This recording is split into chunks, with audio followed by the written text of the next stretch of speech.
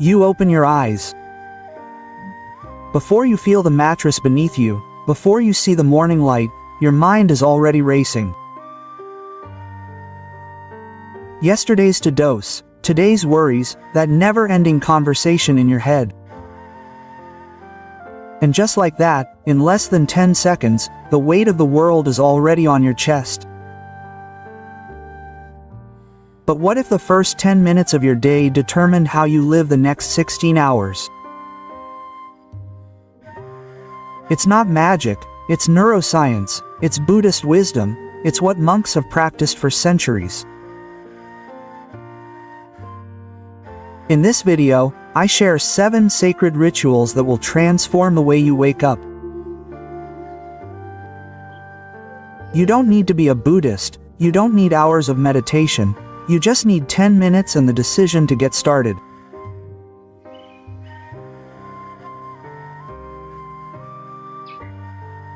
In Buddhism, sunrise isn't just the beginning of the day, it's a rebirth.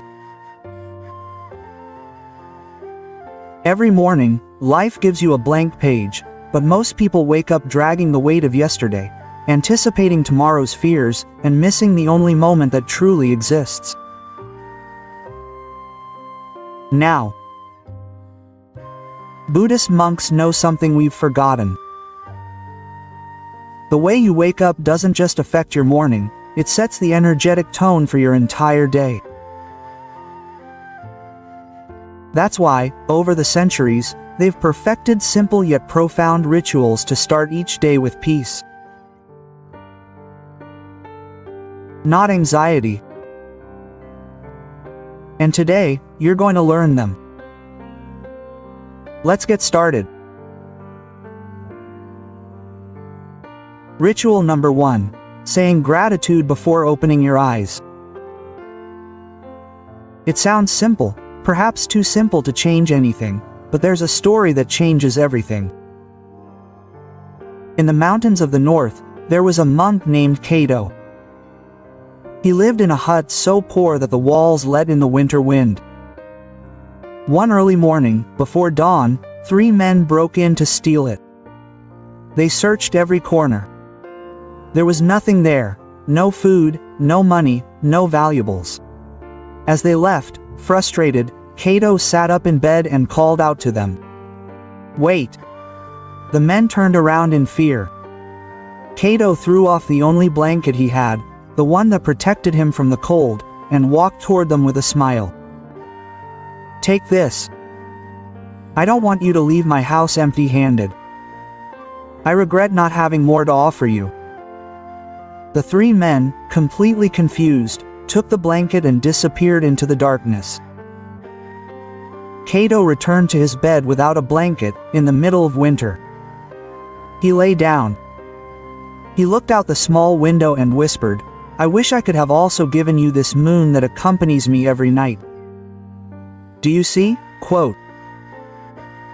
Cato had nothing, not even a blanket to protect himself from the cold, but he was the richest man in the world because he could be thankful for the moon. You have so much more than Cato, a roof, a bed, clean water, food, people who love you. But when was the last time you were thankful before you start complaining? How can you practice it tomorrow? When your alarm goes off, don't touch your phone. Don't think about your to-do list. Before you open your eyes fully, do this. First, place one hand on your chest. Second, feel your heartbeat steady, faithful, alive. Third, say silently, "Thank you." Just that. Just acknowledge, "I am alive, I can breathe, I can start over." That alone is a miracle. Why does it work? Buddhism teaches that a grateful mind is a peaceful mind. The dissatisfied mind, the one that always seeks more, that compares, that complains, lives trapped in suffering. But there's more. Modern neuroscience confirms that gratitude activates your prefrontal cortex, the part of the brain responsible for regulating stress and negative emotions. When you give thanks before your mind starts planning and worrying, you're training it to look for what is there, not what's missing. And over time, your brain learns to wake up in peace, not anxiety. Imagine gratitude as watering an inner flower. If you water it every morning, even with just one drop, over time it begins to perfume your entire day, not because the day is perfect, but because you change the way you look at it.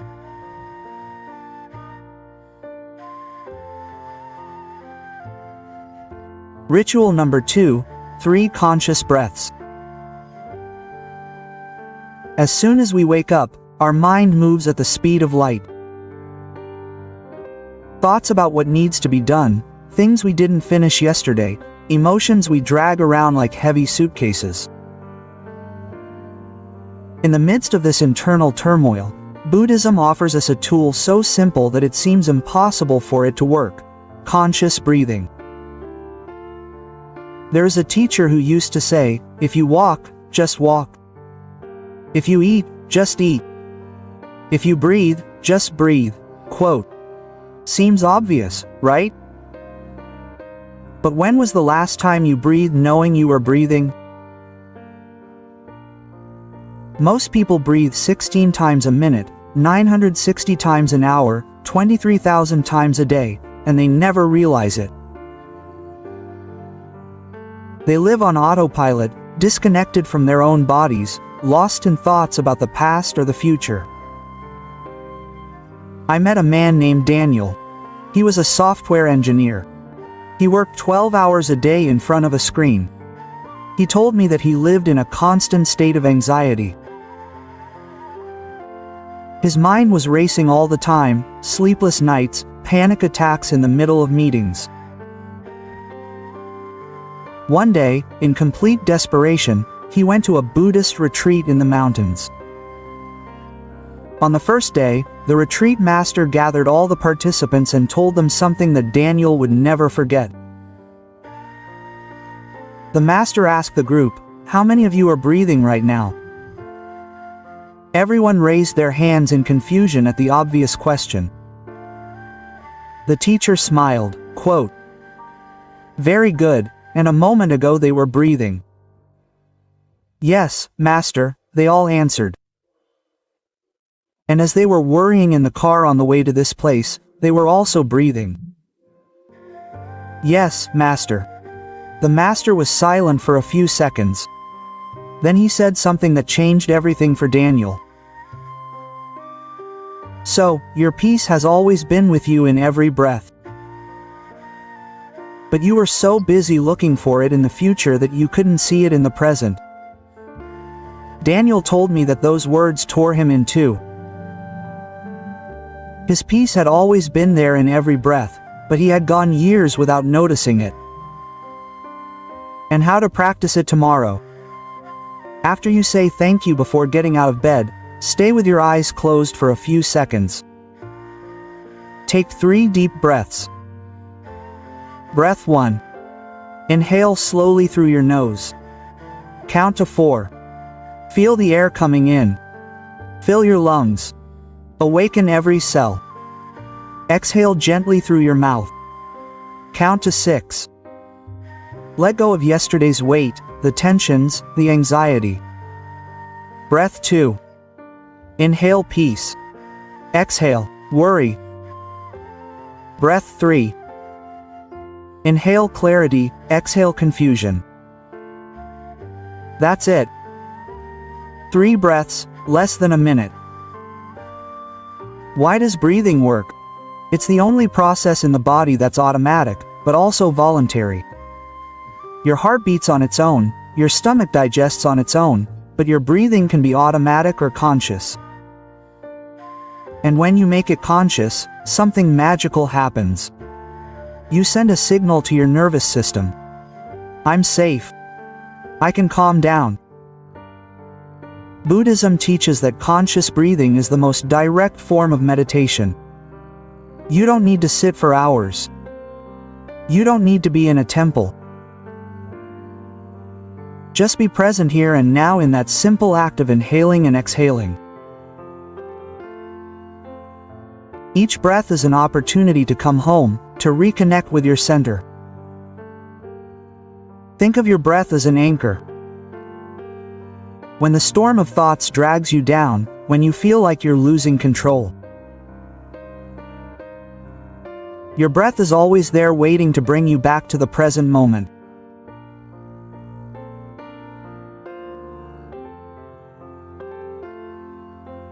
Ritual number 3, set an intention for the day. Each morning is like a blank canvas and you, with your thoughts, emotions, and decisions, are the ones who paint on it.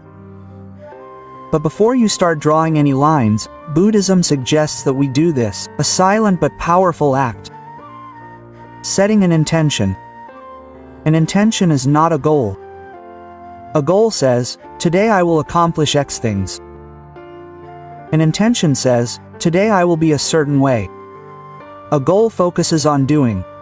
An intention focuses on being. A long time ago I met a woman named Elena. She was an executive at a large company, always stressed, always running, always mad at someone.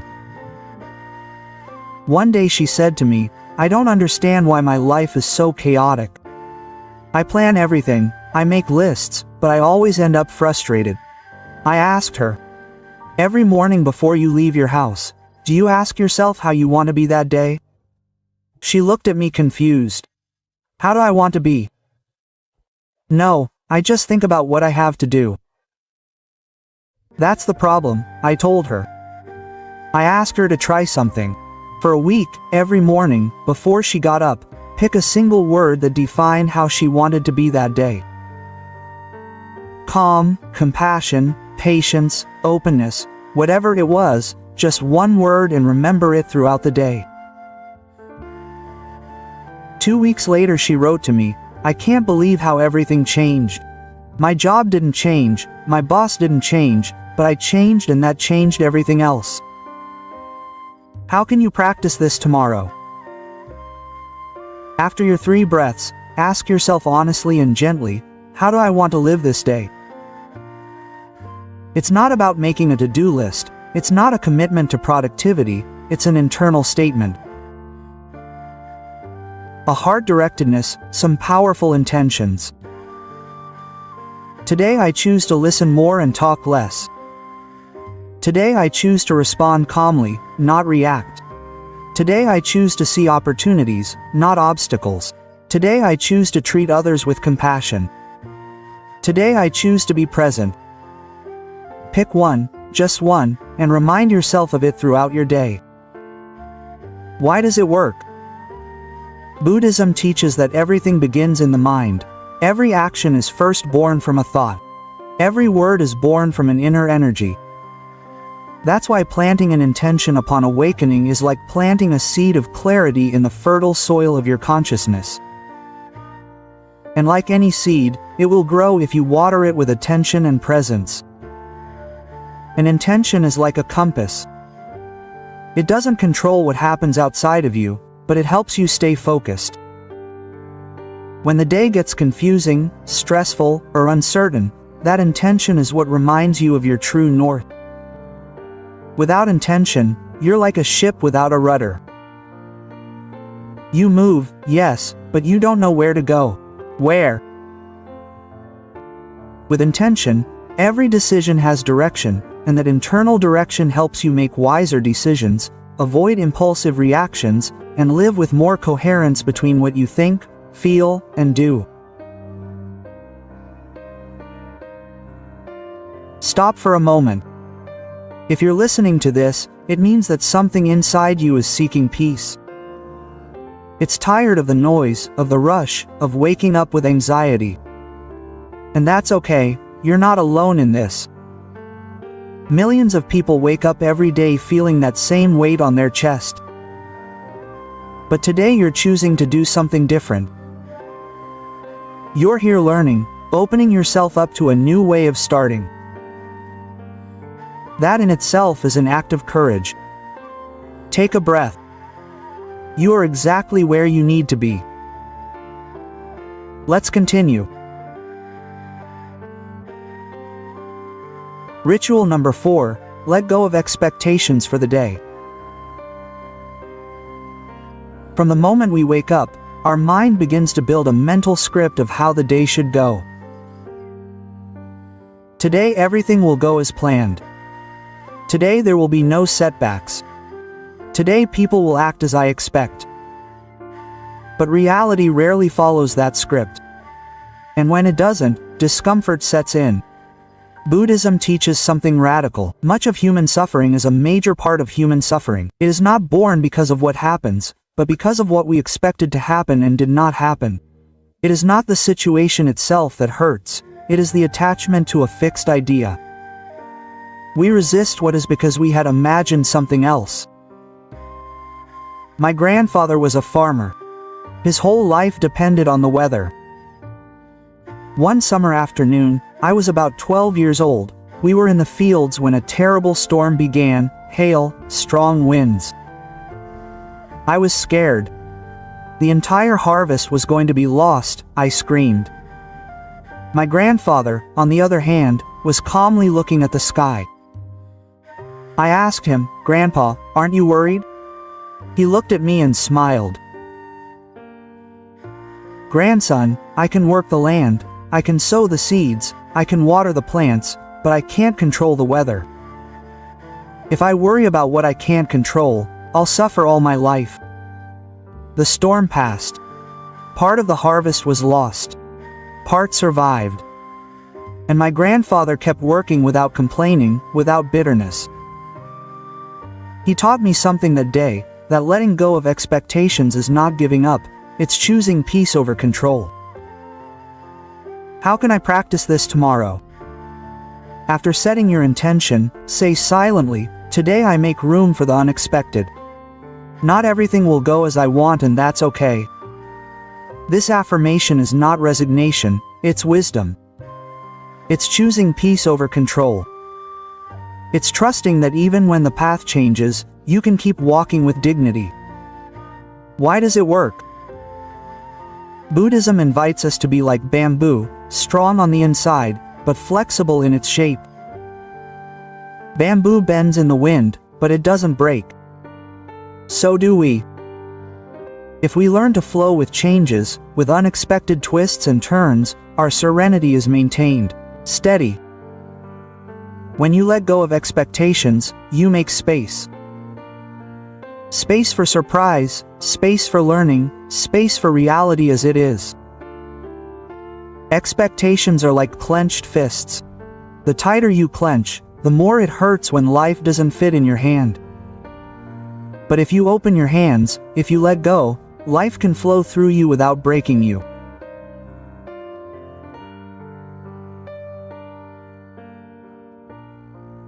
Ritual number 5.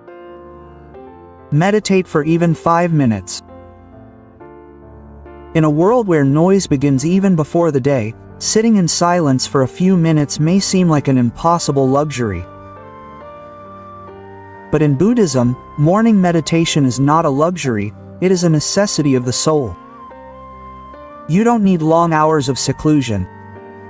You don't need a special corner with incense. All you need is the decision to be present with yourself, even for 5 minutes. And those 5 minutes so brief on the clock can offer you a depth that an hour of hurried activity will never achieve. How to practice it tomorrow.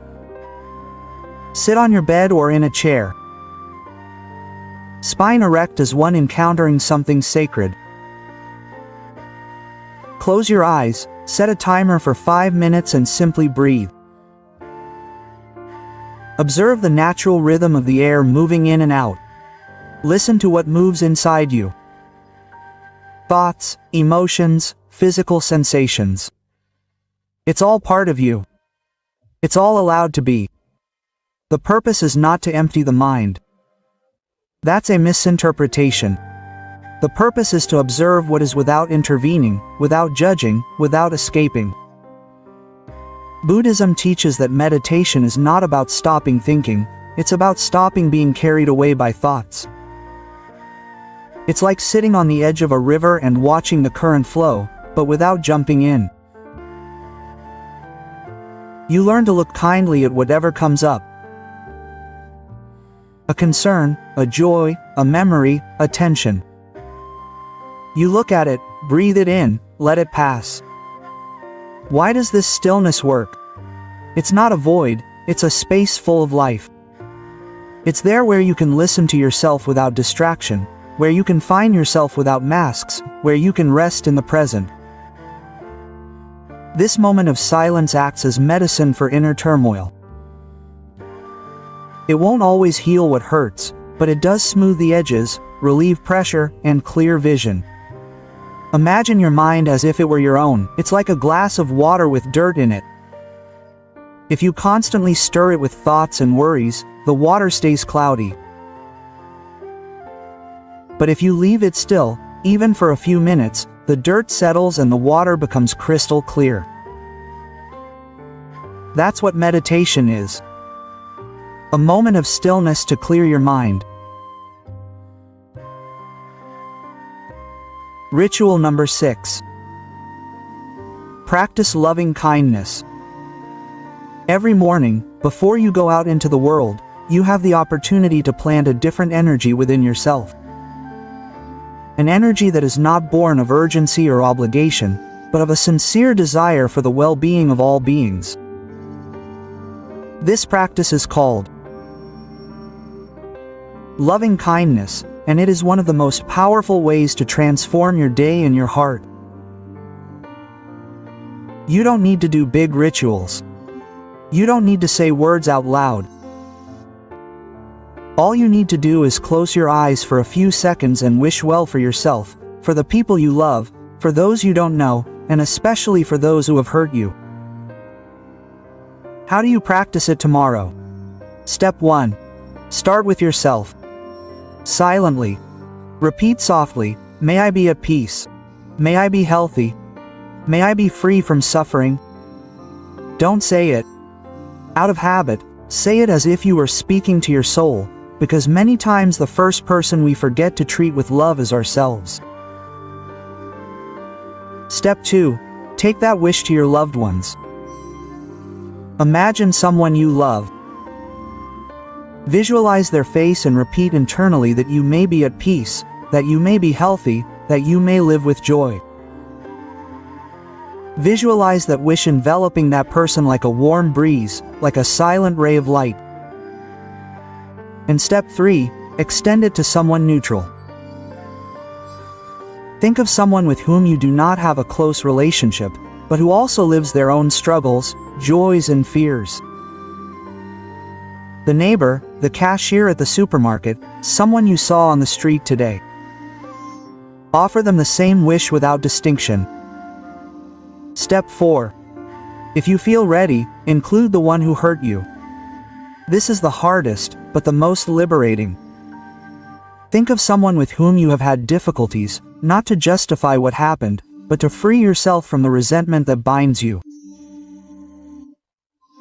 Silently say that you too may be at peace, that your heart may find rest. Wishing them peace is not an act of weakness, is an act of inner strength and spiritual wisdom. Why does it work? Buddhism teaches that everything we give from the heart comes back multiplied. When you practice loving kindness, you don't just change your vibration, you change the quality of your presence. Your gestures soften, your words become more conscious, your way of looking at the world fills with understanding. Love is like a lamp. It can light 1,000 more lamps without losing its own light. When you cultivate love in the morning, you walk more lightly throughout the day. Not because everything is perfect, but because you carry within you a light that embraces, understands, and liberates.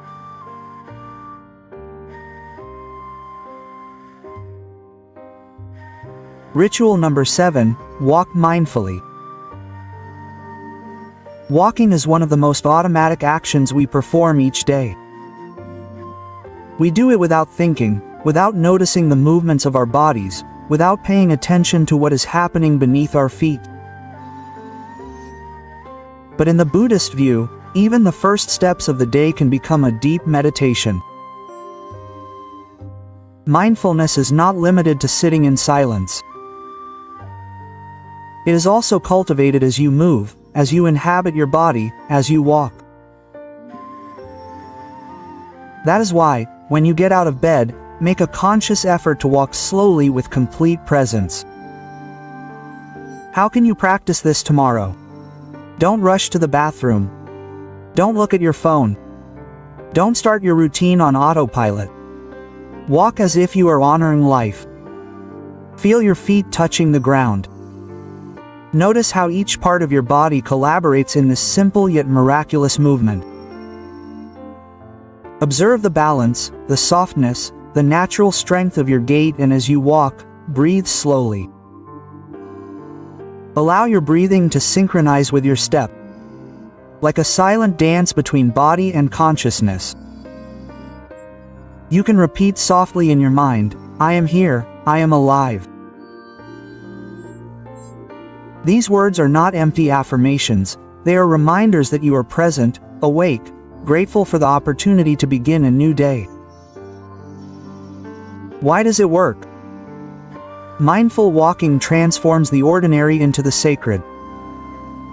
It is no longer about getting somewhere, but about truly being where you are. Each step becomes an act of connection with yourself, with the space you inhabit, with the earth that sustains you.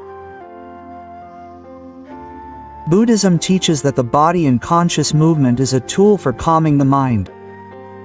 When walking, it is a tool for calming the mind. Thus, worries lose their power, mental dialogue softens, and a silent clarity emerges. It's as if each step releases an invisible weight, an unnecessary tension.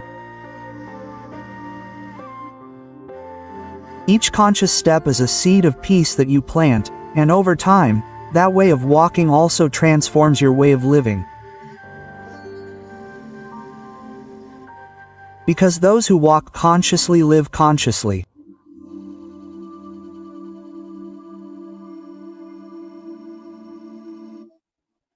You've just learned 7 sacred rituals that Buddhist monks have practiced for centuries, but here's the truth.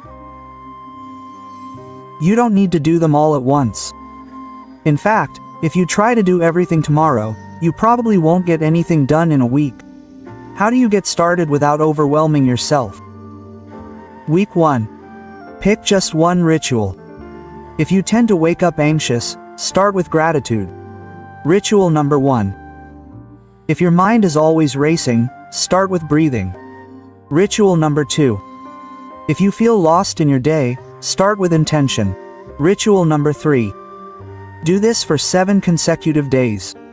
Just 1. Week 2, add a second ritual. When the first one feels natural, add another. For example, gratitude plus breathing, 2 minutes total. Week 3, build your personal sequence. Keep adding rituals until you have your own morning sequence.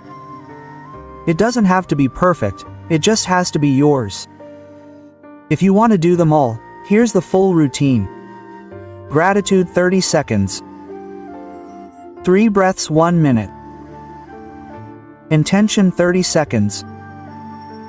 Letting go of expectations 30 seconds. Meditation 5 minutes. Loving kindness 2 minutes. Mindful walking 30 seconds. 10 minutes transforms 16 hours. The most important rule. Less is more. It's better to do 1 ritual with total presence than 7 rituals with your mind elsewhere. The quality of your attention is more important than the quantity of practices.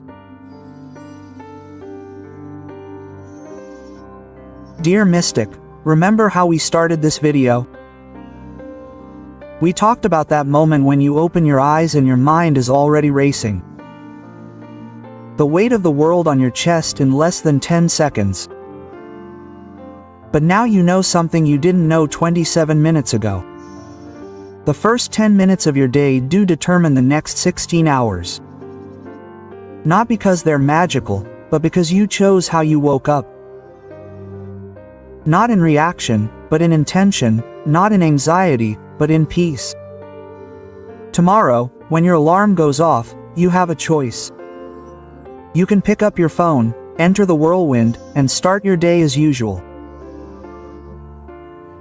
Or you can place a hand on your chest, feel your heart, and whisper thank you. It's a 10-second decision that can change 16 hours. These rituals are not dogmas, they are not rigid rules, they are invitations, invitations to awaken not only the body, but the soul. And every morning life gives you a new opportunity to accept that invitation. If this video gave you value, I invite you to subscribe to the channel and leave a comment responding. Which of these 7 rituals are you going to practice tomorrow? Don't write several, choose one, just one, and commit to it for 7 days. Then, tell me how it went.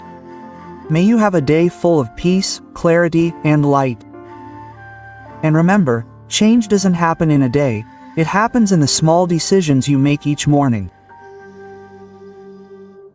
See you in the next video. A hug of light.